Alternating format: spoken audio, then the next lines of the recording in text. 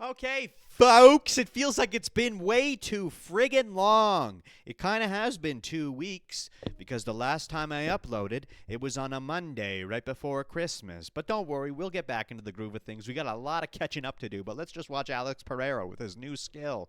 Look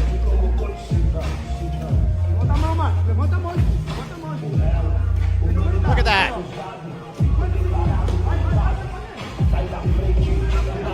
One more time, Pereira. Look at that. Pereira's a nice little gentleman, isn't he?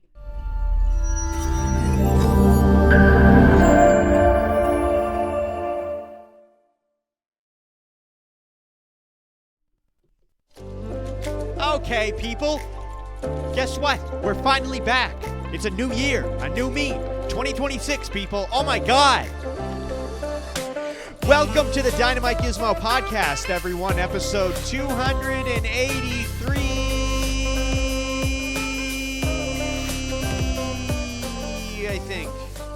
I think we're on 283. Let's take a look, shall we? I always forget. I never remember.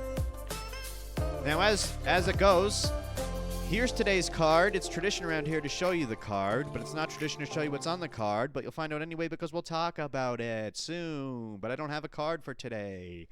It's 282. No. Wait. What episode are we on? It's not 283. It's 282, dude. We're on episode 282.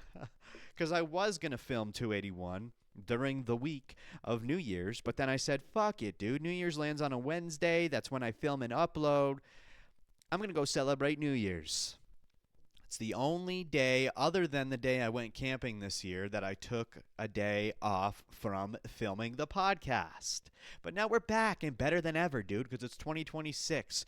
This is the year where the channel crescendos, where it rises bigger than it's ever did before. Okay?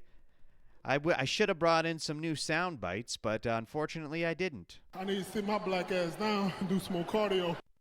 Never ever believe yourself and give up. Some inspirational words for the new year. Never ever believe yourself and give up. I can't remember the name of that fella who said that. But again, we're still in the UFC drought. We're still in the 6 weeks of nothing, of darkness. We've gotten through 4 weeks. We only have 2 weeks left. Well, technically 3 weeks. We got this weekend. No, we got 2 weekends. This weekend, next weekend, and then the following weekend, we're finally fucking back. Okay? So there's not a whole lot of shit to talk about, but there is some stuff that I scrounged up that we can cover. All right? And if you are feeling like there's a deep, dark, empty space in your heart that you need to fill, then why don't you go ahead and watch RAF this weekend? Okay? Because there's going to be a lot of former and current UFC fighters featured on that card. We can take a look at it here because I have the full card saved right fucking here. Let's take a look-see. Okay, so look, Giorgio. If you've seen this Giorgio Paulus guy on the internet, you might have seen him. He's a really fucking good wrestler. He does the take me down, and if you can take me down, you win $1,000 challenge. He's on the card. Don't know any of these guys. I think. Let me take a... Nope. But then, up here, look what we got. Arman Tsarukyan's back again. He was just here last week. Now he's back again. He's fighting twice a month, dude. But not in the UFC. But that's fine. Then we got fucking Bo Nickel and Yoel Romero. Are you kidding me? What the fuck kind of matchup is that? All right? And then to end the night off, the headlining event, Colby Covington versus Luke Rockhold. There's so many UFC fighters doing this RAF stuff, and I kind of love it. It's bringing more awareness to wrestling, which may be a good thing. It may be a bad thing. If you're a fan of the UFC, you might not be a fan of wrestling. But if you're a true fan of the UFC, you might love it more than anyone else on the planet. I don't know. You tell me. I really miss making my fight prediction sheets, dude. I just want the UFC to be back so I can get fucking every week. I want to fucking rifle them out, dude. Breaks are good, okay? But it makes you fucking motivated to get back into it. All right? And we also saw that we got a taste of what the UFC on Paramount is going to look like. Hold on, I got dust everywhere. It looks fucking sick, dude. But I'm Canadian, so I don't get to take any part of it. Any fucking part of it. All right, they got a list of the fighters on Paramount. You click a fighter, you can see all their fights since 2000. I want that, dude. I want that. But I can't have it, okay? There's a few subjects we're going to talk about. Some of them are a bit old news, okay? One of them's kind of current news. It's not that old of news, but it's we're in a drought, people, okay? So you can't always expect current events in this drought. Every year at the end of the year, or the transition period between the end of the following year transitioning into the new year, there's going to be a bit of a drought. Not only for the UFC itself, but for me creating my podcast. So because we're in that spell, these episodes aren't going to be that great, okay? But they're going to be at least me putting in the effort and trying to do what I can. So before we get into any of the segments that I have today, I need to talk about Michael Morales, because he has been on the front lines of things lately in terms of news. And if you don't know what I'm talking about, you obviously are not involved with the wonderful world of mixed martial arts. Because Tapology just yesterday put out this tweet. We're going to go over the whole scenario real quick, but just yesterday, Tapology put out this tweet, and it says, "Update on the Tapology record for welterweight phenom Michael Morales. While Morales has been listed up to this point as undefeated as professional, we have added one additional professional win and one additional professional loss from the start of his career."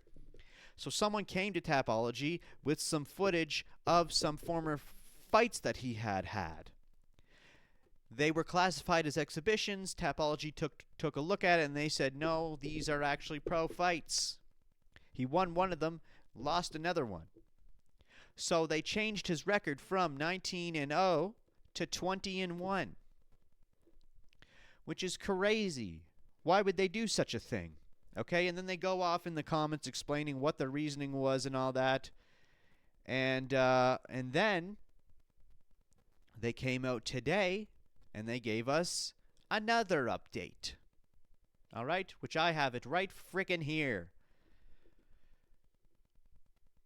Update on the Ultima Palia League. Okay, so that is the fight that everyone is concerned about, the fight that gave him his loss. The Ultimate Palia League, whatever you want to call that, is equivalent to the Ultimate Fighter. It was like a reality show for MMA. But the fight that he had on there, he did lose, and we'll watch that in a second, but it was not classified as a pro fight. But according to Tapology yesterday, it was. But then they came out with this statement. Its impact on update on the Ultimate Palia League in Ecuador and its impact on the Michael Morales MMA record. We will reverse and classify these as exhibition. We look forward to many colorful replies on social media about how stupid we are. Thank you in advance. But above all, we want to be fair and get this correct. And then they go on again with more info as to why they went backwards. And I'm not going to read it all because I'm barely going to touch on this subject. Okay?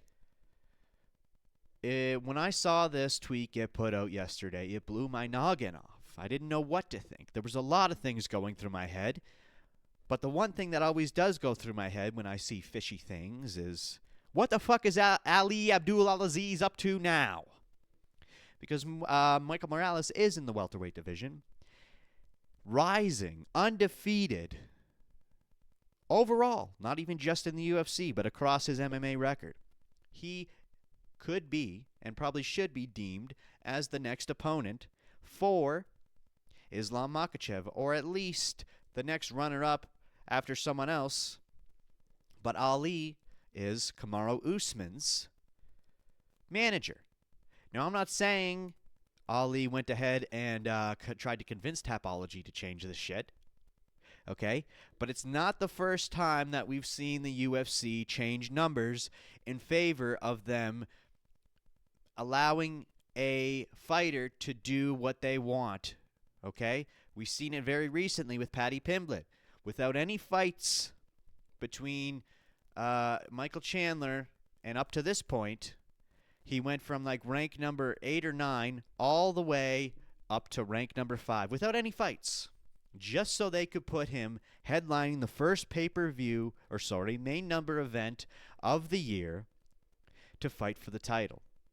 So it wouldn't put it past me to have someone like, and I shouldn't just directly put it on Ali Abdulaziz. He's just one of those guys that we're seeing spread across the internet. And maybe I shouldn't even touch it. But who else would do such a thing like this?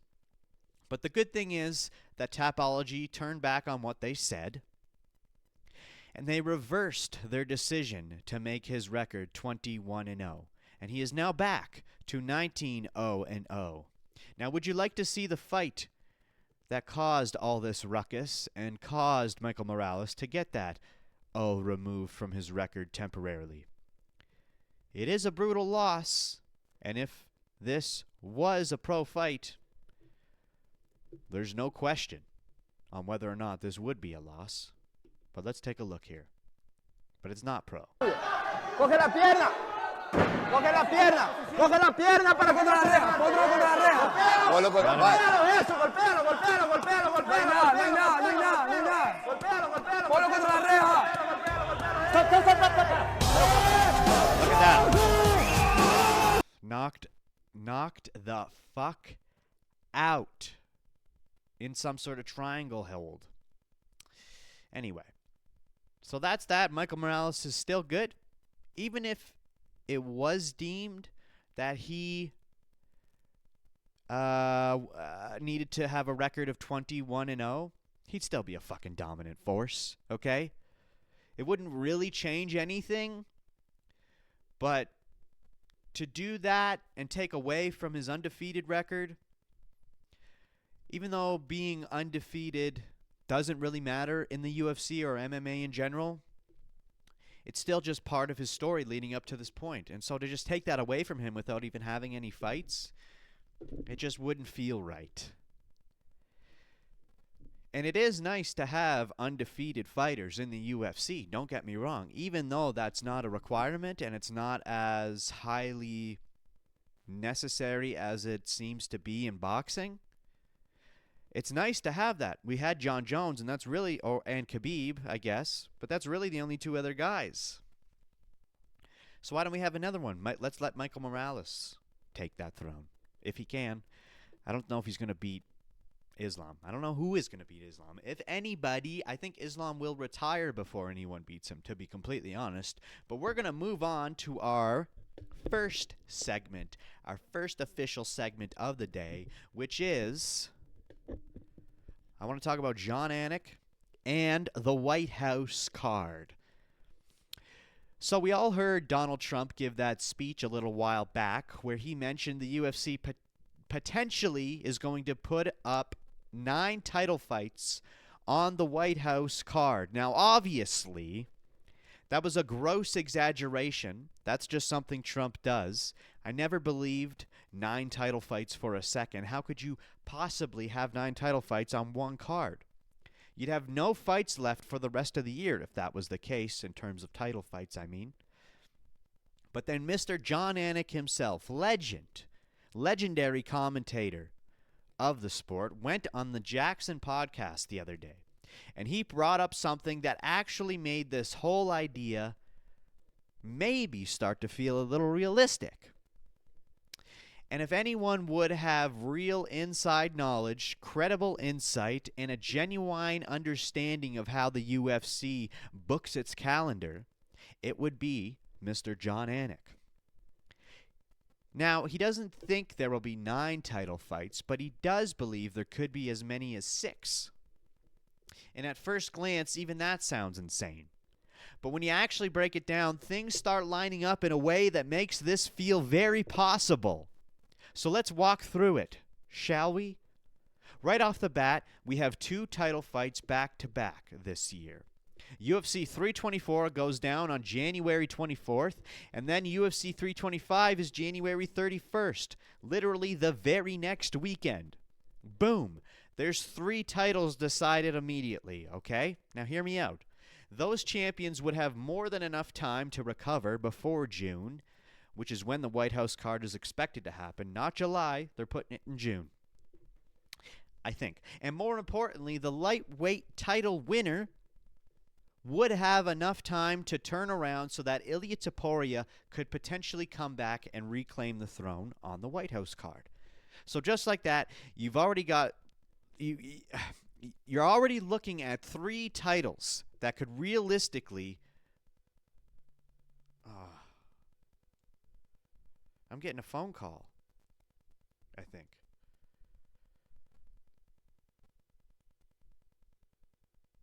Oh, it's spam. Fucking spam, dude. So just like that, you're already looking at 3 titles that could realistically be ready to go. Now, February has no numbered events, so that naturally clears some space. In March, we're only dealing with the BMF title, which again keeps the real championship belts untouched. They are going to go to the O2 Arena in March, and that would be a great opportunity for Tom Aspinall to fight. Mind you, if he could by then. But with the BMF title already booked the week prior, I'm guessing they'll headline the card with something like Lerone Murphy versus Movsar Evelev as a title eliminator instead. So that leaves us with April and May. Now, I can't imagine the UFC completely skipping title fights in those months. So let's say they don't, okay? There are 8 men's divisions and 3 women's divisions, so 11 total titles. If we have 1 title fight in April and 1 in May, that takes 2 titles off the board temporarily. That leaves 9 titles available. If the UFC puts 6 of those 9 on the White House card, that still leaves 3 titles to work with, which is perfect. Those 3 remaining titles can headline July, August, and September, and then by then the 6 fighters who competed for the belts at the White House will be healed, rested, and ready to defend for the rest of the year. And depending on how quickly some of those 6 titles play out, some of those fighters may be able to make a quick turnaround if need be. So when you look at it like that, this isn't that crazy at all. This is a legitimate possibility, and honestly, it's probably how it plays out. And I would expect nothing less, okay? This card has to top UFC 300. It has to be historic. It's literally a once-in-a-lifetime opportunity, and it needs to feel like it. Like, if there ever was a card that you know is never, ever going to happen again, it's this White House card. Because there's no way any other president in the future would ever allow this. It's only because Dana White and Donald Trump have that relationship already established. I could even see them introducing a special White House belt. Something ceremonial. That way they could do something like Conor McGregor versus Michael Chandler without burning one of those 6 real title slots. Just put some hype on it somehow. Now look, we've been down the Conor and Chandler road many times. Same with Jon Jones and Aspinall. Hopes always rise and hopes always fall with both Conor and Jon over and over again. It was never Tom Aspinall's fault, and it was never Michael Chandler's fault. So we cannot get ahead of ourselves. But if there ever was a moment for them to come back, if there ever was an opportunity to not only return, but make history, this is it. If we don't see them on this card, I truly believe we will never see them again. That is the final push, the final straw. There is nothing left you can offer these guys beyond this. Because I'm imagining there's going to be huge money involved, not just in the production of the event, but for the fighters themselves. Now, jumping back to Jon Jones for a second. As much as I hate saying this, because I love Tom Aspinall, and I hate what happened to him, his eye injury may have been the best thing that could have ever happened for Dana White. Because now, if Tom isn't able to return in time and stays inactive, the UFC suddenly has the option to put a vacated title on the line, i.e. the heavyweight title, for Jones versus Pereira. And that is the biggest, most insane, most historical matchup you could possibly make for an event like the UFC White House card. Oh my God, my hairs are sticking into my fucking shirt, dude. Now, I want to talk more about Tom, but first, let me ask you this. If the UFC White House card actually happens, would you rather see 6 real title fights or fewer title fights with massive legacy matchups like Jon Jones versus Alex Pereira if they don't put a vacated title on the line, or Conor McGregor versus Michael Chandler? Let me know. You have to fucking let me know, because you have no choice. If you don't write in the comments your answer, guess what? You're getting swatted. And I'm not even fucking joking, okay? We're going to move on to the next segment of the Degament. Dude, my beard hairs are sticking into my fucking shirt, and every time I move my head, another one plucks out. And it's not fun. Let's talk about Tom Aspinall, okay? We already touched on him a little bit in the last segment, but we're going to touch on him all together in this next segment. At first, after the whole Tom Aspinall incident, I honestly thought we might not see him back at all this year. And if we did see him return, I figured it would be late in the year. And by that point, the title would likely have already been stripped, and the vacant belt would have been up for grabs without him.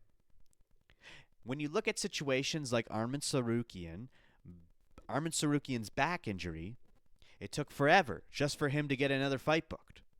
Now, yes, that situation was a bit different because the UFC was clearly upset that Arman pulled out and ruined a main event spot on a massive card. But still, history tells us that when you disrupt plans, the UFC does not move quickly to help you. And that's why I was so pessimistic about Tom's situation.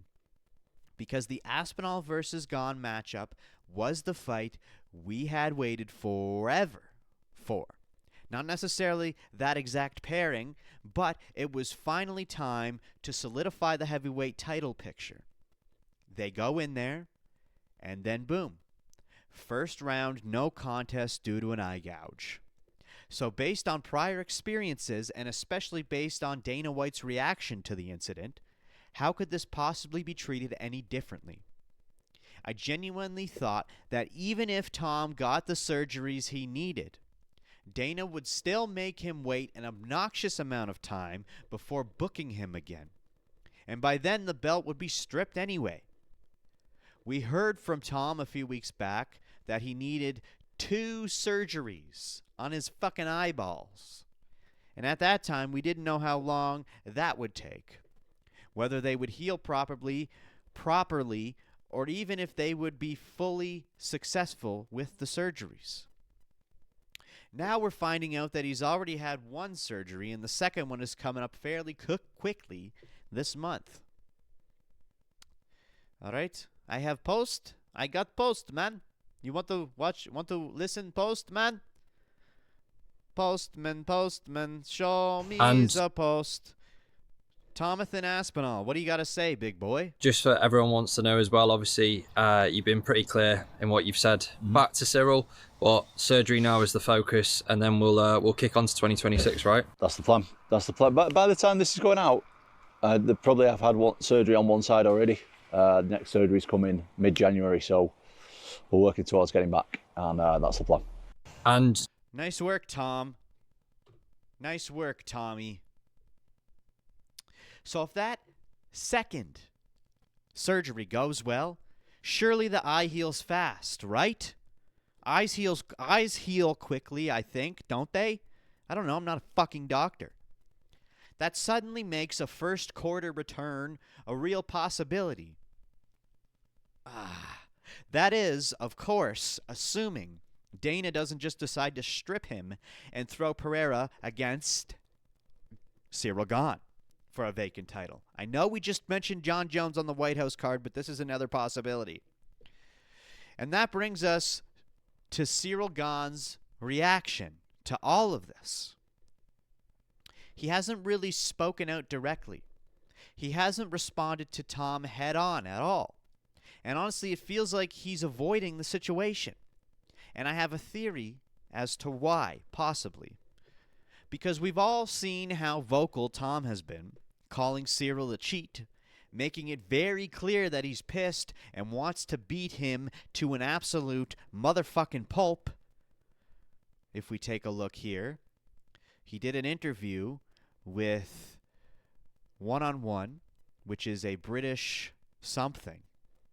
It's a British journalist fucking Haters are gonna hate. news fucking something. Okay? But let's see what Mr. Tomboy had to say. Haters are gonna hate. I'm just thinking about my health at the minute, to be honest. I'm not even thinking about any of that stuff. Because you got to like take one step at a time, don't you? Plan is to go back and beat the living daylights out of Cyril Gahn. That's the plan. That's the plan. That's the plan. By the time this... Beat the living daylights out of Cyril Gahn. That's his exact words. He wants to beat the living daylights out of this motherfucker. Then Cyril Gahn made a post. Here it is here. I'll just quickly flash it on screen to have a look. You like that? But then I'll read it myself here. Cyril Gahn post. Still no date or opportunity yet, but we keep grinding and training hard before the holidays. And then Tom fires back in a reply that Cyril has since deleted. And Tom says, "No shit, there's no date yet. I'm not medically cleared to fight and about to have surgery thanks to your disgusting fingernails. I'll be back to smash your face in soon, you cheat." Tom's words. So that exchange really made me think. It feels like the UFC might be keeping Tom completely out of the loop while quietly planning something else behind the scenes. Specifically, a potential title fight between Cyril Gahn and Alex Pereira. And again, I know I said earlier that Jones versus Pereira could potentially be the matchup for the White House card, but we also need to consider this situation as well. Tom is being pushed away with two other better outcomes for the UFC. And honestly, I wouldn't be surprised if that's exactly what's happening. Maybe I'm reading too deep into it, but what if that is the reason Cyril is ignoring Tom entirely? He's not even engaging in the trash talk to build hype. In fact, he deleted Tom's response altogether. That tells me Gahn's management might already be in talks with the UFC, lining up the Pereira fight, and instructing him to ignore Tom at all costs so the attention stays on Alex. Because otherwise, why even say still no date or opponent yet? ... And don't forget, Gahn was even seen facing off with Alex Pereira just recently. Which again doesn't really mean anything. They could just be doing this, but most fighters are not going to face off with one another unless they feel like there's a potential chance that they're going to fight down the line.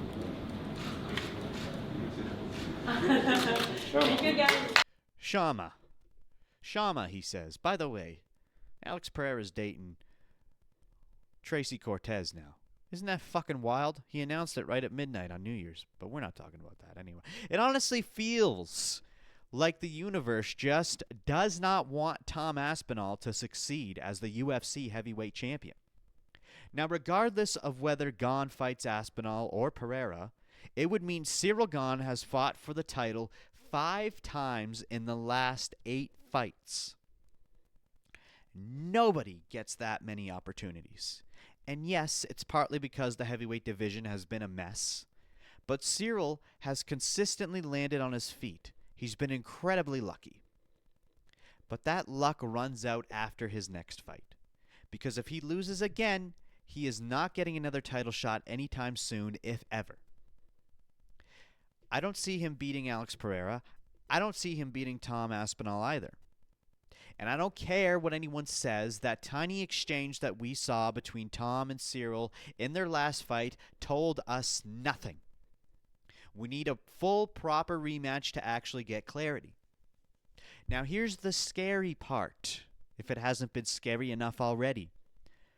What the hell happens if Tom does get the rematch between Cyril and himself, and Cyril pokes him in the eye again? Can you imagine that? How seriously are they going to take it? Since Tom's incident, we've really only seen a few more notable eye pokes. Herb Dean did give Kennedy a point deduction, and then we had the whole Ante Delija situation, which was a mess in its own right, and also Ian Gary and Bilal Muhammad. But Tom, and by the way, eye pokes are, still very common across the board, and they have been for many, many, many, many, many years. But Tom is out here saying he's going to smash Cyril Gane, and that's great. But who's to say another eye poke doesn't happen, because that's all Cyril Gane does. How does Tom even protect himself from that? If he gets poked again, even slightly, that could be the end of his title run. Maybe even his career. The one positive thing to come from this mess is that it's opened up way more awareness around fouls in the sport. For years, fighters have gotten away with it because there's this unspoken rule that you fight through everything. That's what fighters do. People discredit Tom for not being this hardened warrior willing to go out on his shield. They say he quit. But that's complete nonsense. If Tom's vision had come back, he would have continued. No question. But it didn't. And that's the reality. So I want to know what you guys think. Is Tom Aspinall's short-lived title reign already over? And do you think Dana White is going to strip him? Meow, meow, meow. I've got one more little clip here, I think. Yes, from that same one-on-one interview. Let's have a listen. I mean, you're really quick, and you always hear it, don't you? Like, people start, maybe getting jealous and want to drag you down when you get to the top. I never really experienced that, to be honest. But people will turn the back on you quick and give their opinions publicly, even if they're your friend. And you think that maybe the fact is that they're not your friend, and they'll come out and say certain stuff and stuff like that when you have a relationship with them. And I just think it's I've learned, mate. I've learned a lot, and I've learned that the people who care about me, and there's a lot of other people that I thought that don't, and that's great learning experience, mate. I'm nearly 33 years old, and I'm learning some good stuff for the future of my life, which is great. Well, I don't want to make anyone's year and start name dropping people. And that's fair. Do you know what? There's a lot of people who've been there for me who I wasn't sure were before, and they were, which is great. That's amazing. But it just brings people to light, doesn't it? When you're going through some adversity, people show you who they are, which is great. Well, people turn on you. Oh, bring me back. There I am. Hello. Okay, we got one final segment of the day, and then I think we'll touch on some other news, maybe? Some slight news that... Yeah, okay. One final segment. I want to talk about Arman Tsarukyan. Arman Tsarukyan, the man, the myth, the legend, the food vlogger. Don't you just love watching Arman Tsarukyan eat food on his fucking Instagram? It's always a huge portion. The guy's so rich. But is it just me? Or does anyone else feel like Arman Tsarukyan might actually be the best fighter in the lightweight division right now? and he's just getting absolutely screwed left, right, and center out of title shots. Let's just go ahead and state the obvious here. I mean, right? Am I wrong? Arman has competed 6 times this year, and only one of those 6 was inside the UFC. The other 5 were grappling matches, and he won every single one of them, except for the match we just saw against Shara Magomedov, which ended in a draw. And that draw came under some pretty goofy circumstances. It was a modified match, 1 round, 6 minutes, automatic draw if there's no submission. And if it wasn't for that rule, Arman absolutely would have won that decision. He even had Shara up in the air at one point and slammed him into the canvas. And if you haven't seen it, well, I have it here. Once it loads, because my computer's being a slow piece of donkey duke. Да, ну и, кстати, вот чисто по движению, конечно, вот вижу прямо база борца вольного стиля. Look at that. Да, поэтому... Good job, Arman. Good job, Arman Tsarukyan. It was a strange match to watch. It was very quick, too. And let's not ignore how insane that is, okay? Because Arman, a lightweight, was competing, completely dominating a high-level middleweight. It was honestly wild to watch. I really wish that it had been a proper match with multiple rounds, because I think it would have made things even clearer. And then just to put a cherry on top, Arman already has another competition booked, as we saw this weekend in RAF against Lance Palmer. Now, look at this matchup, okay? Lance Palmer has lost 7 of his last 8 fights. He's 38 years old. He's currently on a 4-fight losing streak, and all 4 of those losses were in wrestling or grappling matches. So yeah, I'm imagining Arman is going to have absolutely no problem sweeping the floor with this fella. Now, to be fair, Lance did have a solid run at one point. He was in the PFL, went on an 11-fight win streak, and won 2 tournament finals during that stretch. But once he won that second tournament, things started going south fast, and the decline began.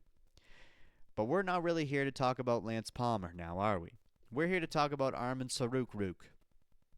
I genuinely think there was a very real possibility that Arman could have beaten Islam Makhachev. And if that happened, we'd be living in a completely different timeline right now. Not only do I think he could have beaten Islam, but I think he could beat Ilia Topuria, Justin Gaethje, and Paddy Pimblett as well. Arman will get his title shot eventually. We just have to hang in there. And it's unfortunate because the skill is undeniable, yet he's constantly being pushed to the side. We might not even see Ilia come back at all this year. And I literally just realized this while thinking it through. Why didn't I put Arman on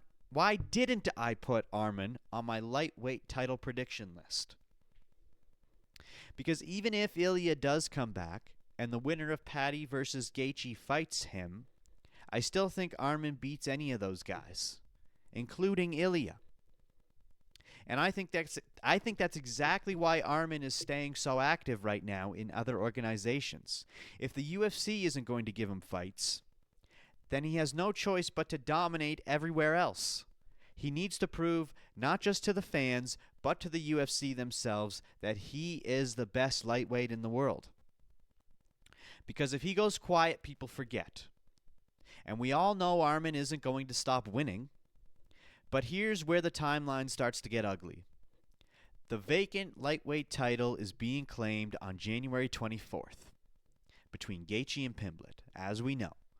After that, fights are booked all the way until March 7th, which is UFC 326. So realistically, the lightweight title might be defended in April, which would already be pretty quick turnaround, and even if that happens, it's almost certainly going to be Ilia. which means we're probably waiting another 2 or 3 months after that before Arman even gets a sniff at the belt. Or the UFC just stretches this thing out entirely so they can put Ilia on the White House card, assuming Ilia is able to come back. And if that happens, we might not see Arman fight for the title until Q3 of 2026. At least for the belt. So what the hell is the UFC supposed to do with Arman in the meantime? There are really only 2 options. Option 1, they give Arman one more non-title UFC fight between now and the 3rd quarter, while he continues competing in other promotions. And every win just further proves that the UFC has no choice but to give him his shot. Or option 2, Arman flat out refuses to take another UFC fight until he gets a title shot, while still fighting elsewhere, and by the time that happens, other contenders leapfrog him, and we might not even see Arman fight for the title at all this year. Or if we do, it's right at the very end of the year. So honestly, it's no wonder Arman is fighting everywhere else right now. What choice does he have? It really shows you how fast things can change when you ruin a title fight at the very last second. There is genuinely an alternate universe where Arman Tsarukyan is the lightweight champion and Ilia never gets that belt. And this entire mess could have been avoided if Arman had just been put against Paddy in the first place. But no, that's not happening because Paddy has star power, and Paddy does have a real chance against Gaethje.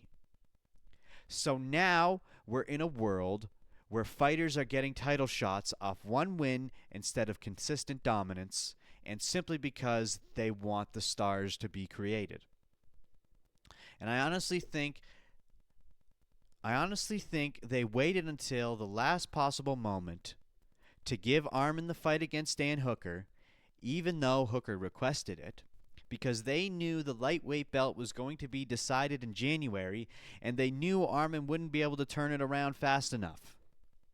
It feels very crafty, very orchestrated. And at this rate, Arman is going to become a high-level gatekeeper. And not just any gatekeeper, the best gatekeeper we've ever fucking seen. Because no one is getting past him. I'm calling it now. And honestly, I just had another thought. What if the winner of Mauricio Ruffy versus Benoit Saint-Denis ends up having to fight Arman before Ilia? That is gatekeeping at the absolute maximum level. Those are fantastic fights, but goddamn, it's not the way it should be going. So let me ask you this. Is the UFC prioritizing star power over skill in the lightweight division? And is Arman Tsarukyan the biggest victim of all of it right now? Let me know in the comments, boys and girls and gals and guys. Please, for the love of God, just answer the question. Okay, we got 2 other final little news clippets here that I can show your way. Nothing really big, but it is some interesting news. What do we got here first? So first, it looks like Carlos Prates versus Jack Della Maddalena is targeted for UFC 320.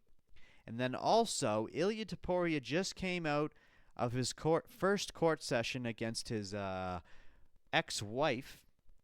And it says here, Home of the Fight posted this. Ilia Topuria and his ex-wife, Georgina Uzakataugu, appeared in court today to resolve matters regarding their daughter. Topuria left the court with happy spirits, saying, "I'm happy because I'm going to see my girl again soon. My family is my priority."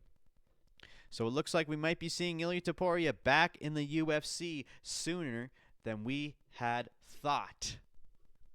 Not guaranteed, but it does kind of look like things are going in his favor and the woman is lying. But we don't really know anything yet. And that's kind of all I got. Why is Nazis #1 trending on X. Why is that? Is this video going to get flagged because I simply said the word? I hope fucking not. Anyway, don't know what we'll be talking about next week, but remember, we got this weekend, we got next weekend, and then guess what, baby? We're fucking back on track with the UFC. No more giant breaks. If anything, we'll have 1 week in between fights at some point. If that, we might not even. We just, every fucking weekend might be stacked with UFC events, and I can't fucking wait. Dude, I can't fucking wait. I'm itching. Remember last year we only had 4 weekends off. This year we got 6. Hallelujah. Anyway, that's it for this episode of the DynamiteGizmo podcast. I hope you enjoyed it. And remember, you have no choice but to like, comment, subscribe, hit the bell. Okay, please. For the love of God, if you're going to do anything, just subscribe. That's all I need, okay? Anyway, thanks for being here. Thanks for watching. Bye!